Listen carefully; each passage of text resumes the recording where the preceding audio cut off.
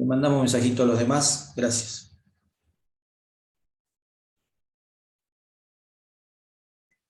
Bueno, entonces, bueno,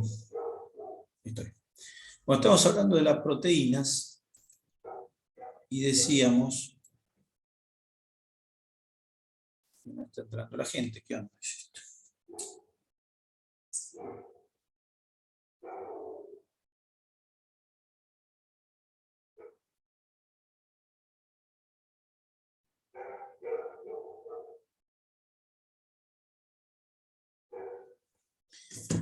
Bueno, decía entonces que proteína. Por supuesto, las proteínas hay que absorberlas. ¿Dónde se absorben las proteínas? Se absorben, o ¿qué se hace con las proteínas? Las proteínas primero las degradamos, no se absorben como proteínas. Por eso a veces uno escucha que se habla de las proteínas. Te falta tal proteína, comé tal proteína. Y uno dice, pará, porque el hecho de que la comas no te garantiza que esa proteína se va a formar dentro de tu cuerpo. Y eso es porque en realidad se absorben como aminoácidos. Entonces lo primero que tenemos que hacer es degradarlas. Para poder degradar las proteínas, ¿qué necesitamos? Necesitamos enzimas. Pero necesitamos también no solo las enzimas, sino el lugar donde se produce la degradación.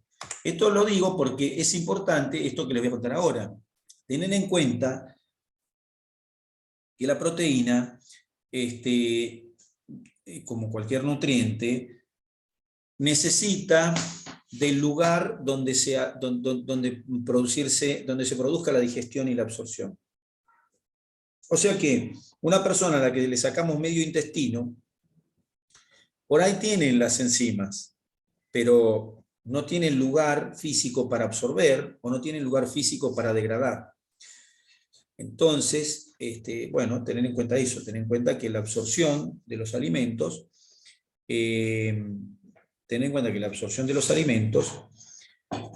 requiere de un sitio y requiere de un proceso. Entonces, ¿las proteínas se digieren? Sí. ¿Dónde se digieren? En el yeyuno. Son públicos muy... ¿Cómo? ¿Hola? Bueno. Se digieren en el yeyuno. ¿Está bien?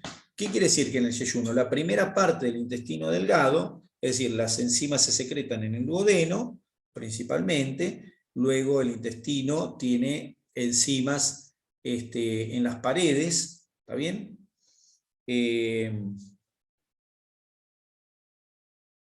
Perfecto, tiene enzimas en las paredes, y entonces, en la medida que desde el duodeno, que es donde se secretan las enzimas, que empieza la digestión, hasta que termina, la proteína pasa a través del duodeno y del yeyuno. ¿Está bien? La mayor parte de la proteína que llega hasta el fin del yeyuno, esa mayor parte se absorbe, o sea, lo que queda, el resto se absorbe un poco más, y los restitos se los queda ¿quién? Las bacterias intestinales. Bien, ahora, ¿qué quiere decir esto? Quiere decir que para la absorción y digestión intestinal es necesario el duodeno y el yeyuno. Cualquier circunstancia por la cual el duodeno y el yeyuno no funcionen va a ser una dificultad para la absorción de proteína. Entonces, por ahí yo necesito darle proteína a un sujeto que ya esté digerida cuando tiene trastornos en el yeyuno o tiene trastornos en el duodeno. No solamente porque no tenga enzimas pancreáticas, puede pasar que yo tenga que dar la proteína digerida. Puede pasar que yo tenga que dar una proteína digerida porque la persona no la va a poder digerir porque no tiene el lugar físico donde digerirla. ¿Está bien? O sea que tener en cuenta que las proteínas hay que digerirlas, se necesita un aparato enzimático, hay que digerirlas si se necesita un lugar físico, y hay que absorberlas si se necesita el lugar físico. ¿Está bien? Acá exponemos dónde se digieren y dónde se absorben la mayor parte de las proteínas. Bien. ¿En qué se transforma la proteína? En aminoácido. Perfecto. ¿Y para qué usamos los aminoácidos? Como dice ahí, esto es lo bien claro. Sintetizar y recambiar proteína. ¿Está bien? Para eso usamos los aminoácidos. Síntesis y recambio de proteína. Reacciones catabólicas para producir energía y dióxido, en menor cantidad, pero siempre se producen. Y acá hago una aclaración que siempre siempre la hago y lo quiero dejar siempre claro. Es mentira que las proteínas se degradan solamente en el ayuno. Es mentira. Nosotros usamos como fuente energética las proteínas, ni bien entonces se acaban las grasas y la papa. No, eso es mentira. Los aminoácidos permanentemente se degradan para obtener energía de ellos. Por supuesto que la fracción de energía que obtenemos por degradación de aminoácidos es muy baja en la vida cotidiana. Es muy baja, pero siempre hay reacción catabólica del aminoácido, o sea que siempre se degradan los aminoácidos, siempre. ¿Cómo se degrada un aminoácido? Se lo desamina, se le saca la amina y se lo mete en el ciclo de Krebs. Así es como se degradan los aminoácidos, ¿está bien? Y eso se hace permanentemente. ¿Y qué se obtiene? Por supuesto, se obtiene dióxido y energía, como dice ahí, ¿está bien? O sea que el aminoácido siempre se degrada. No es que un día se degrada y otro día no, y si comí más, menos, no, siempre hay degradación. ¿Puede aumentar en el ayuno prolongado? Sí, pero siempre hay degradación de aminoácidos. Y los aminoácidos, no solo hay degradación siempre de aminoácidos, sino de proteínas. Y por eso las proteínas hay que recambiarlas. Y los aminoácidos, para recambiar los aminoácidos, las proteínas necesitamos aminoácidos. Y para cambiar los aminoácidos necesitamos aminoácidos nuevos, o bien necesitamos nitrógeno. Y ahí tenemos como fuente de nitrógeno otros aminoácidos. ¿Se entiende? ¿Para qué? Para renovar aminoácidos que podemos fabricar. Entonces, otra función de la proteína, de la degradación de proteína y absorción de aminoácidos, es obtener nitrógeno. ¿Sí? Bien, que además, como dice ahí, también lo podemos usar para ácidos nucleicos. O sea que la proteína la degrado, formo aminoácidos, los absorbo. ¿Qué hago con los aminoácidos? Los uso para recambiarlos por otros, para sintetizar nuevos aminoácidos por transaminación, para fabricar proteínas nuevas, ¿está bien? Para obtener energía, bueno, y obtenemos dióxido, por supuesto, ¿está bien? O sea que ahí tengo la proteína degradada y para qué sirve. ¿Dónde se degrada? ¿Dónde se absorbe? O sea que, ¿esto a qué viene? Si yo necesito un mayor recambio proteico, voy a tener que aportar más proteínas. ¿Cuándo necesito un mayor recambio proteico? Bueno, cuando tengo aumentado el catabolismo. ¿Cuándo tengo que recambiar más proteínas? Cuando tengo una quemadura. ¿Cuándo tengo que recambiar más proteínas? Cuando tengo una cirugía. Hay que recambiar la proteína. Bueno, ahí está esto. ¿Está bien? Necesito energía.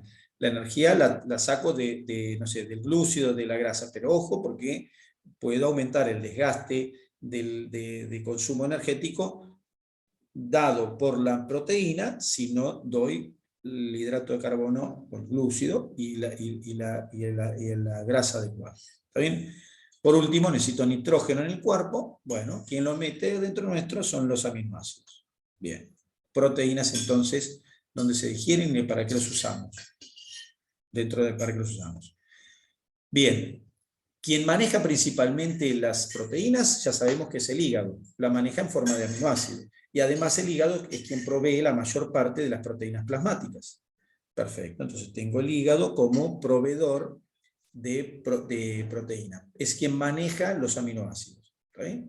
Quien maneja los aminoácidos. Recordar esto, especialmente con la nutrición parenteral. ¿Por qué? Porque en la nutrición parenteral los aminoácidos no tienen primer pasaje hepático. ¿Sí? Al no tener primer pasaje hepático, una de las funciones del hígado se ve desfavorecida. Esa función que es captar los aminoácidos del primer paso para poder distribuir como se necesitan, no lo tiene. Entonces recordar eso, la nutrición parenteral, ojo porque puede haber acumulación de aminoácidos relacionado con que el hígado no puede manejar bien los aminoácidos. Y no los puede manejar bien porque no pasan en una primera instancia por el hígado, sino que van pasando en el correr del tiempo, con el correr de las horas, directamente por circulación general. O sea que al hígado le llegan los aminoácidos ya no por la porta, sino por la arteria hepática. Y eso, bueno, hace que el hígado no pueda generar un balance adecuado de los aminoácidos cuando damos la alimentación parenteral. O sea, manejo de los aminoácidos, el hígado. Bien, proteínas corporales totales. ¿Cuántas son las proteínas que tiene una persona? Bueno, una persona de 70 kilos, más o menos 10-11 kilos son de proteína. ¿Está bien? Y principalmente está en el músculo esquelético. Eso implica más o menos un 15% del peso corporal total. 15% del peso corporal total está representado por proteína.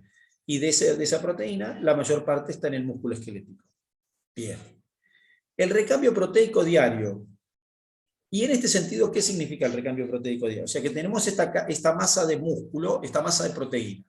Diariamente recambiamos el músculo. El músculo que tienen ustedes hoy no tiene las mismas proteínas que tenía hace 7 años atrás. No solo en cantidad, que pudo haber aumentado o disminuido, sino que ni siquiera son las mismas proteínas físicamente hablando.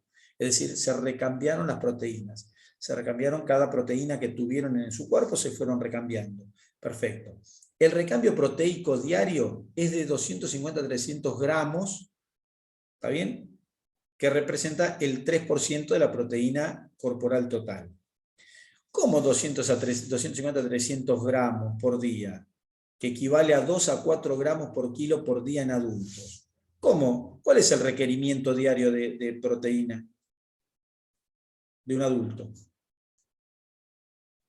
15-20%. Bueno, eso en porcentaje de lo que comemos.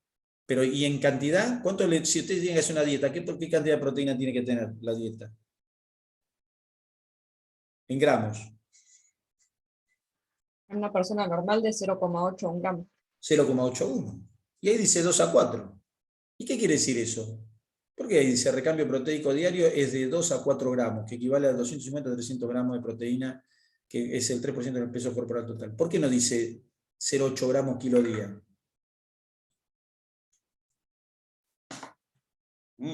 Porque ahí no está hablando de la proteína ingerida. Y ese es el concepto que quiero que quede claro. Eso que está ahí no hace referencia a la proteína que tenemos que ingerir. Está hablando del recambio proteico diario. ¿Qué quiere decir esto? Quiere decir, yo tengo proteína en el músculo y la proteína, vamos a poner que tengo, no sé, 200 miosinas y 300 actinas, qué sé yo, no sé, tengo proteína muscular, sumo toda la proteína muscular y 2 a 4 gramos de esa proteína se va a sacar del músculo y va a ser repuesta nuevamente en el músculo. Pero no por lo que como, sino por lo que circula o por lo que fabrico y lo que degrado. ¿Se entiende? Esto está hablando diariamente, nosotros removemos 2 a 4 gramos de proteína de donde esté y la reponemos de vuelta en ese mismo lugar. No que la estamos ingiriendo, porque eso sería pérdida de proteína. La pérdida de proteína diaria es de 0,8 a 1 gramo por kilo de peso por día. Y esa pérdida es la que repongo con la comida.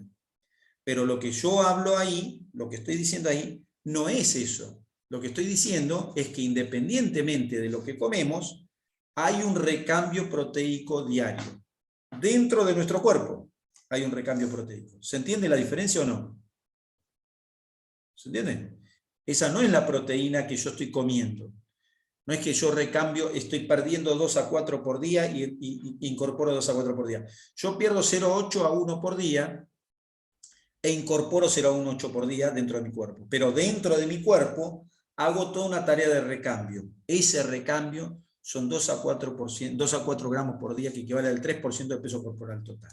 ¿De acuerdo? O sea, que nada, estoy haciendo un cambio proteico permanente. Permanentemente estoy cambiando la proteína. Entonces,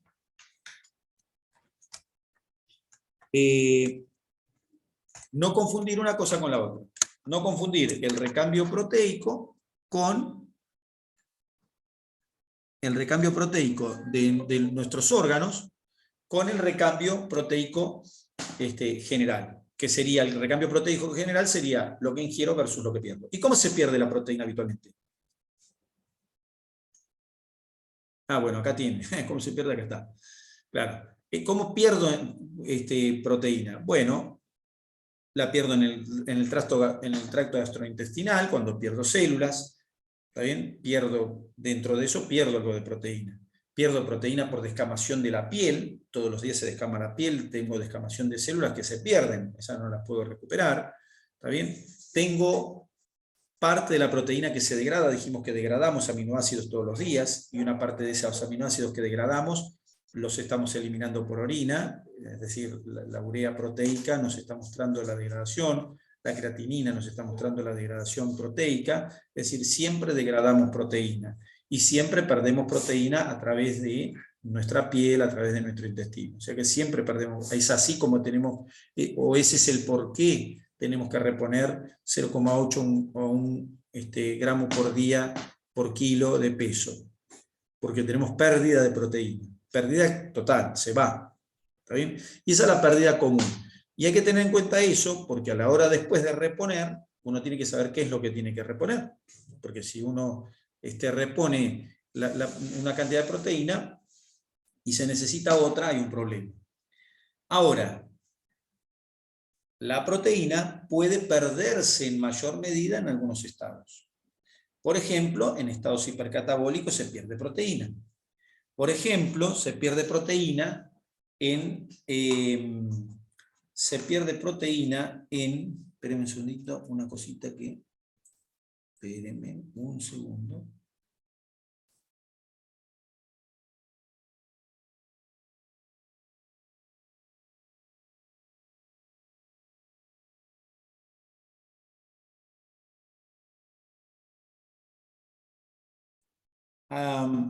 La proteína, ahí está.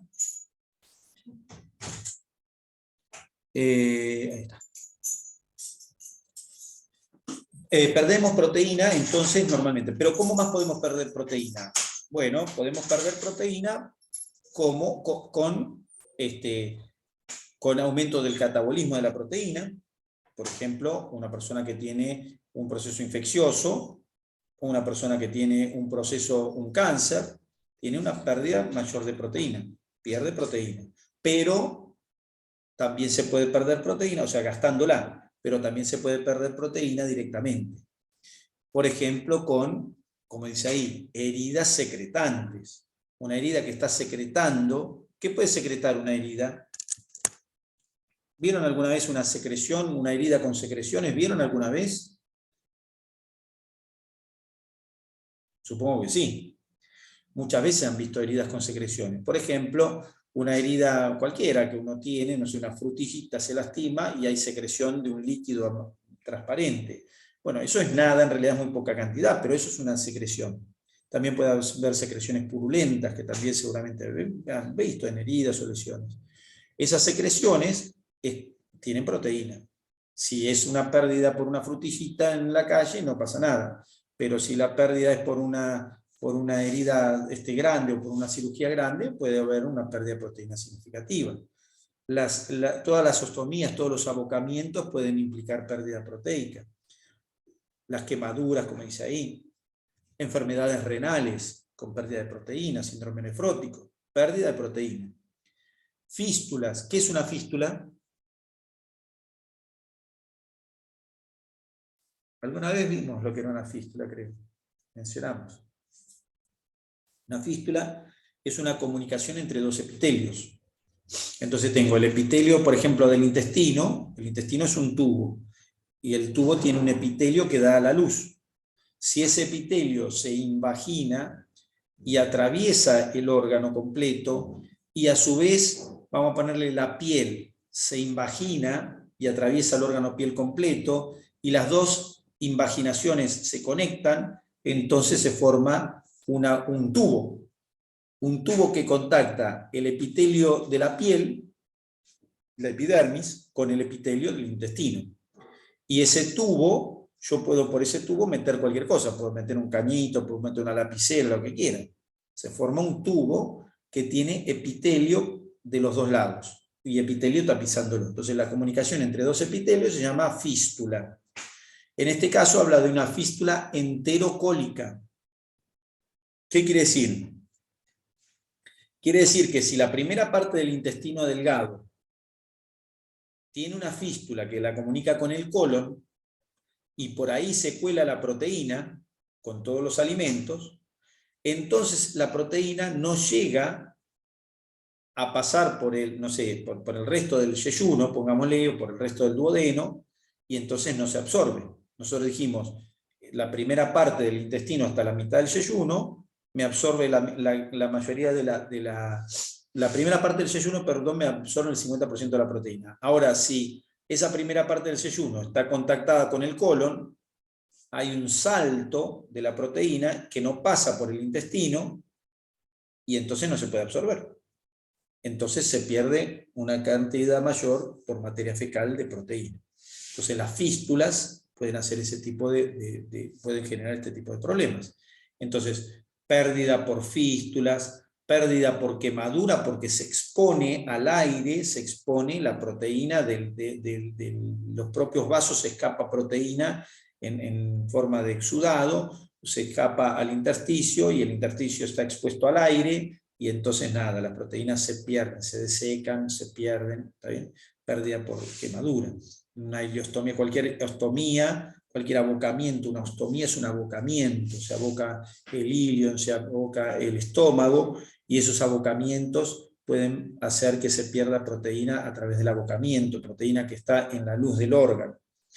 Heridas secretantes, heridas que secretan, como decíamos recién, pérdida de proteína. Entonces, normalmente el recambio de la proteína 2 a 4 gramos, que con ese recambio proteico diario se traduce en una necesidad de recambio con el exterior de 0,8 a 1 gramo por día. Normal. Pero ojo, porque pueden haber momentos en los cuales la pérdida proteica sea mayor.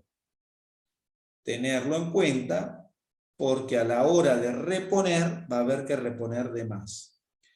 Cuando la reposición es por vía oral, le indicamos al paciente que coma, no sé, más carne, pongámosle, o alguna proteína vegetal, lo que fuera. Pero cuando el paciente va a recibir la comida de mi persona en un frasco, entonces tengo que tener en cuenta las pérdidas. Para eso nombro esto, en realidad esa es la relación que tiene con esto. Bien, entonces abandonamos las proteínas. Nos vamos a los hidratos de carbono, glúcidos. Constituyen una de las fuentes principales de energía. ¿Está bien? Muchos de los hidratos de carbono, mucho de lo que ingerimos como hidrato de carbono, como glúcido, lo vamos a usar como fuente energética. Es una de las fuentes principales porque en realidad el músculo utiliza ácidos grasos como fuente energética y es una fuente también importante de energía. Pero gran parte del hidrato, a diferencia de la grasa, que una parte de la grasa la usamos como fuente energética y otra la mandamos como reserva, y la utilizamos para otras cosas, por supuesto la grasa, a diferencia de eso, en el caso de los glúcidos, una gran parte del glúcido que consumimos se utiliza como fuente energética. Por supuesto que el excedente se va a transformar en grasa, ¿está bien? Y constituye el 55, ahí dice 50, 60, 55% o 50, 55% de la dieta está constituida por glúcidos, ¿no es cierto? Y lo utilizamos, dice, principalmente como fuente energética. ¿Para qué más se utilizan los glúcidos? Los glúcidos son importantes también son importantes como constituyentes de otras moléculas. Glucolípidos o glucoproteínas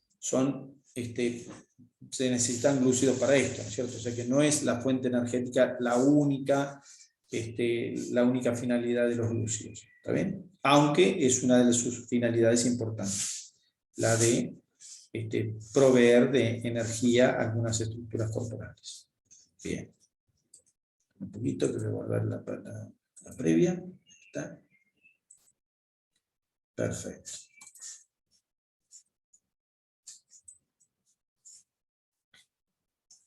$75 de los hidratos de carbono se absorben como glucosa. ¿Está bien? Los glúcidos, la mayoría se absorben como glucosa. y si no, se absorben como moléculas intercambiables por glucosa. La principal de ellas, la fructuosa. La diferencia entre la fructosa y la glucosa es que la fructuosa tiene un primer paso hepático mucho menor.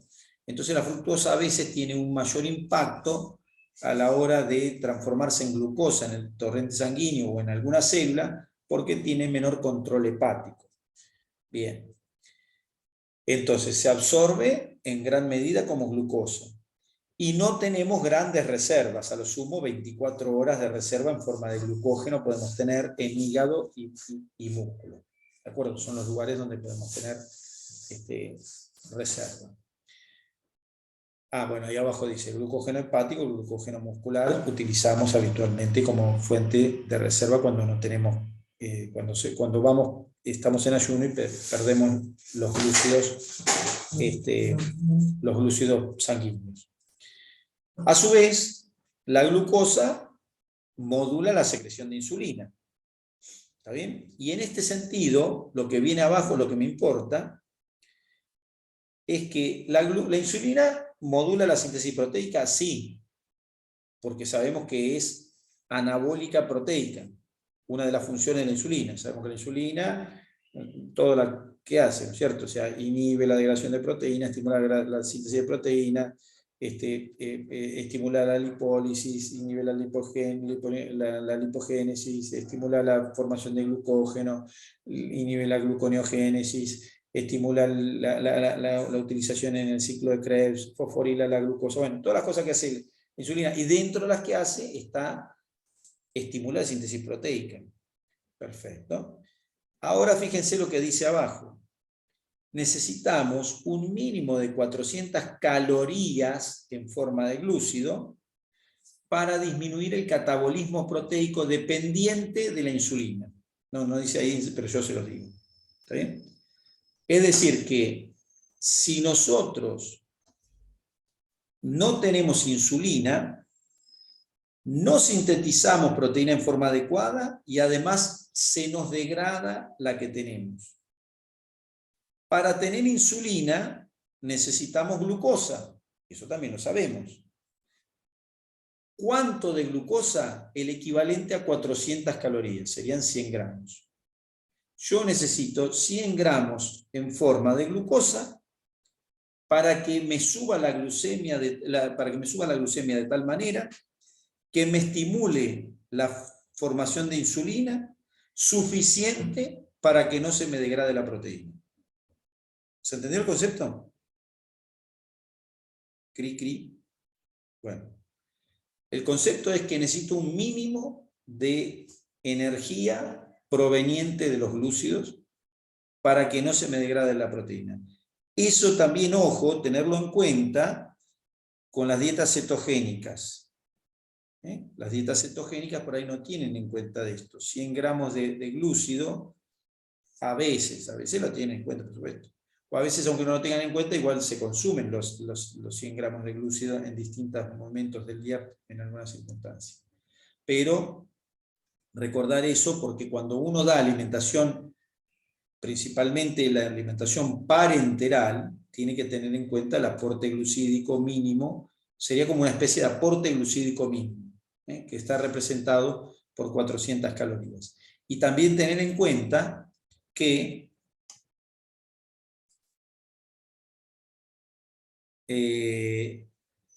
acá, fíjense esto, ¿qué dice acá? Dice, cada gramo de hidrato de carbono en el intestino, ¿está bien? O, también no está aclarado, o en la mayoría de las células, representa 4 kilocalorías de energía, ¿correcto? Eso lo sabemos todos, sí, ya lo sé. Sin embargo, por vía parenteral, los glúcidos no proporcionan 4 calorías por gramo, sino 3,4. ¿Por qué?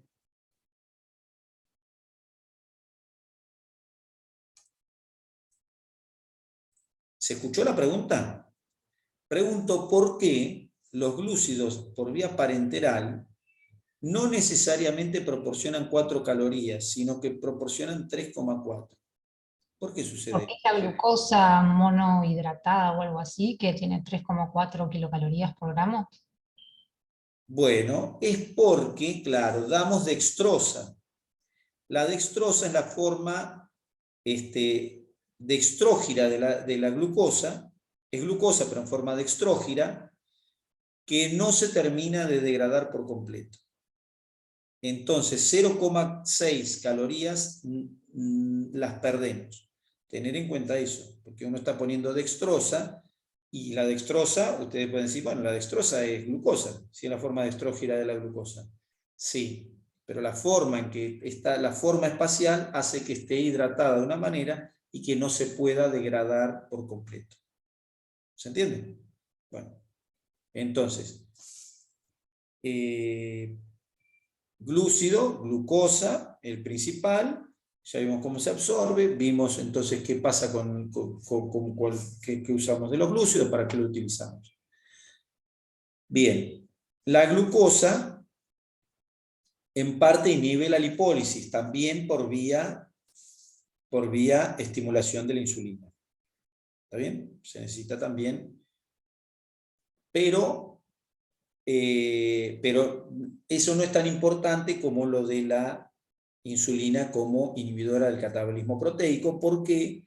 Porque resulta que hay pacientes que tienen un catabolismo aumentado y entonces por ende tienen el catabolismo proteico aumentado porque tienen una sepsis, porque tienen cualquier proceso, porque están en una cirugía, un quirúrgico, o porque tienen una quemadura, por lo que fuera, y entonces uno no le aporta la glucosa necesaria y esa persona tiene una pérdida de proteína producida por mí.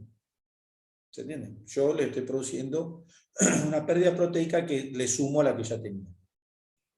El caso de la lipólisis no tiene tanta importancia, pero lo mencionamos. Bien. Las heridas requieren de glucosa, obviamente. ¿Por qué? Porque hay que darle de comer al fibroblasto, porque hay que darle de comer a las células que están en el proceso de la herida, de cicatrización de la herida, pero lógicamente el exceso puede ser perjudicial. Puede ser perjudicial. El exceso de azúcar, de glúcido en una herida, puede ser puerta de entrada para gérmenes, puede ser un incentivo para mal funcionamiento del fibroblasto. O sea que ojo con las cantidades de glucosa que hay en las heridas. ¿Está bien? De disponibilidad que hay, porque no que le pinten con glucosa a la herida. Bien. Entonces esto puede dar lugar a efectos adversos, y ojo porque puede haber, bueno, hay disfunción del neutrófilo, era lo que decía, disfunción del neutrófilo, y la esteatosis hepática puede ser entonces una acumulación de glucosa si uno la suministra en mayor cantidad de la que necesita, porque lógicamente los glúcidos se transforman en lípidos y entonces puede haber disfunción de tipo esteatosis hepática. Entonces ahí tenemos ojo con los glúcidos respecto del exceso. ¿Está bien? Bueno, y después ahí tenemos lo de las calorías que habíamos contado recién. Perfecto.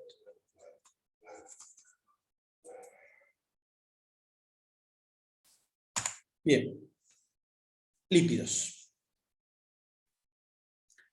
Representan el 25%, 35%. Esto es variable. Algunos van a decir, no, porque yo leí 35 o 55, 15.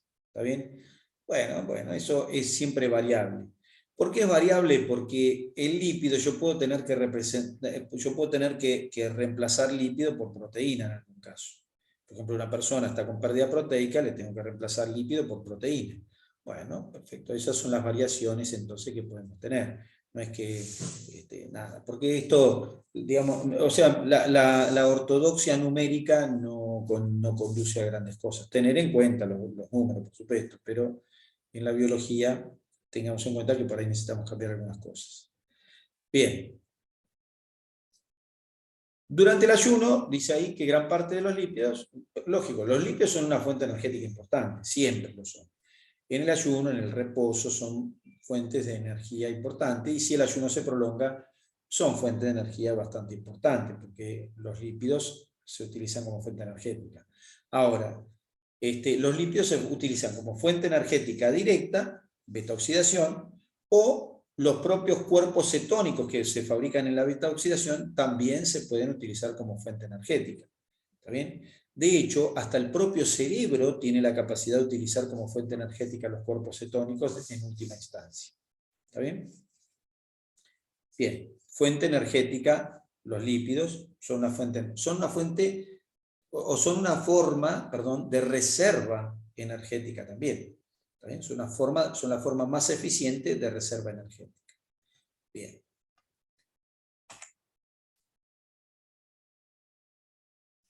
¿Qué hacemos con los lípidos? ¿Cómo los digerimos y los absorbemos? Los digerimos, función biliar, función pancreática, y el yeyuno e ilion tienen que estar funcionales 100%. En este caso se necesita no solo las enzimas pancreáticas, sino que por supuesto se necesitan las sales biliares.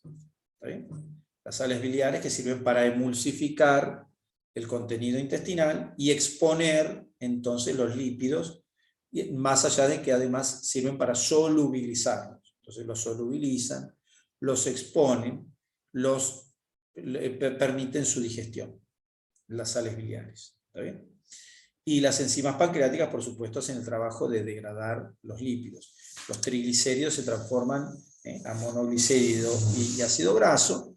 El colesterol se lo desconjuga, ¿está bien? Los fosfolípidos se los transforman en ácidos grasos y en glicerol y fosfato, ¿está bien? Y ahí se absorben, se absorben. ¿Dónde se absorben? En yeyuno e ilion. Motivo por el cual hay que tenerlos en cuenta, de nuevo lo mismo. Si yo no tengo el yeyuno, o una parte del yeyuno o el ilion, los tengo cortos porque hubo una cirugía previa y hubo que cortarlos, o en el mismo momento hubo que cortarlos, ¿no es cierto? Al yeyuno o al ilion, entonces estoy reduciendo el sitio de absorción de la grasa. Tener en cuenta eso. Entonces una persona puede necesitar algún tipo de grasa que ya esté emulsificada, por ejemplo, o alguna grasa que tenga una mejor absorción, o que ya esté digerida en ácido graso, o dividida en ácido graso y glicerol, porque puede haber problemas en su degradación, o incluso en la absorción. Entonces tener en cuenta, estas cosas son para eso que están nombradas, no es que están nombradas porque sí, sino que están nombradas en relación a esto. Bueno, sales biliares para emulsión, listo, lo que decíamos recién, fácil y simple, perfecto.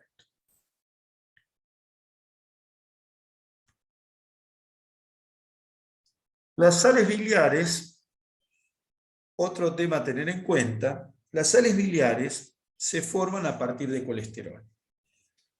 El colesterol se transforma en ácido graso, en ácido biliar, un ácido cólico, quenocólico, cualquiera, se transforma en ácido biliar y el ácido biliar se conjuga en una sal biliar. ¿Está bien? Ácido, no sé,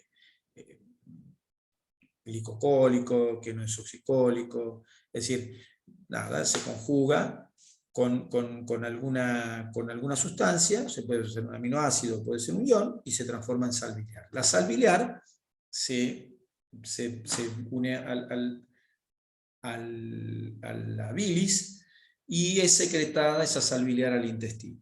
Hasta ahí estamos todos de acuerdo, no hay ningún problema. Necesito las sales biliares para justamente absorber la grasa. ¿Qué pasa con la sal biliar? La sal biliar llega a la porción terminal del intestino y es reabsorbida la sal biliar que queda. Las sales biliares son reabsorbidas. Y por vía porta, la sal biliar va de vuelta al hígado. Y luego se recicla y se lanza de vuelta a la bilis y así sucesivamente. Es decir, hay un circuito entero hepático de la sal biliar. Entonces, ojo, que se necesita